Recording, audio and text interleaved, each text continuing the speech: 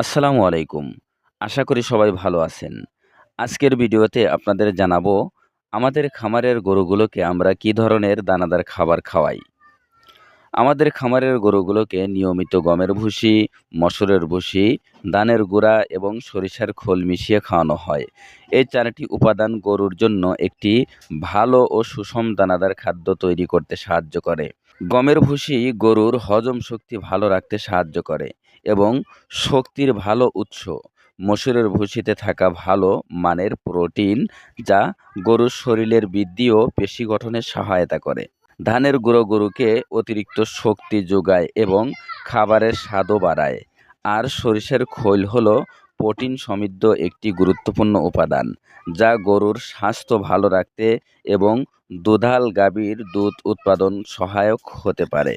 তবে একটি বিষয় অবশ্যই মনে রাখবেন, যে কোনো দানাদার খাবার সঠিক পরিমাণে এবং গরুর বয়স, ওজন ও শারীরিক অবস্থার ভিত্তিতে খাওয়াতে হবে।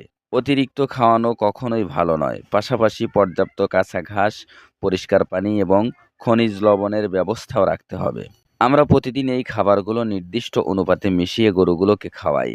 আলহামদুলিল্লাহ, এতে গরুগুলো সুস্থ থাকে, খাবারে ভালো রুচি দেখায় এবং শারীরিক অবস্থাও ভালো থাকে। আপনারা যদি জানতে চান আমরা কি অনুপাতে এই খাবারগুলো মিশিয়ে খাওয়াই, তাহলে কমেন্টে অবশ্যই জানাবেন। সেই বিষয়েও বিস্তারিত একটি ভিডিও নিয়ে আসব ইনশাআল্লাহ। ভিডিওটি যদি ভালো লাগে তাহলে একটি লাইক দিন, শেয়ার করুন এবং খামার বিষয়ক আরও তথ্য পেতে আমাদের বাঙালি অ্যাগ্রো ফার্ম ইউটিউব চ্যানেলটি সাবস্ক্রাইব করতে ভুলবেন না। আল্লাহ হাফেজ।